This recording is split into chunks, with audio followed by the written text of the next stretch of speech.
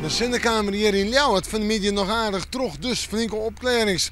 En als je dan uit de wind staat, is het nog goed uit te houden op deze jestige dag. Want de eerste dag wordt nog altijd maar een hele storm en dan ga ik het vooral over de wind. Wel joen en vannacht, ja opklarings, maar ik nog een bui of een buiken. En de grootste kans op een bui is wel voor het watergebied.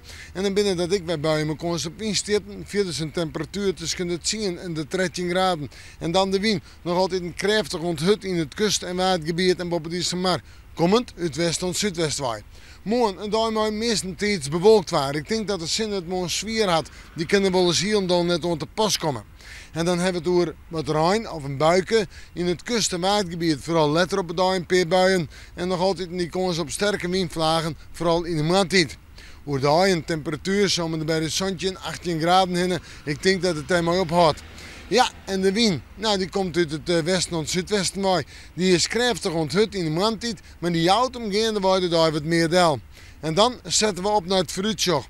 Toen is en vrij 2 dagen die er beter uitzien. Droeg waar, flink wat zinnen, temperatuur een zonnetje of 18 graden, maar het zou vreet ik zeg maar een graad heger uit komen kennen.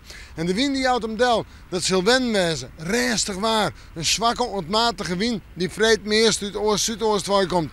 Sneun is het weer mis, een nieuwe depressie, dus opnieuw wie het waar. Buien goed uit. In de joentijd de droege perioden. We moeten morgen maar weer even in het waarschuwen.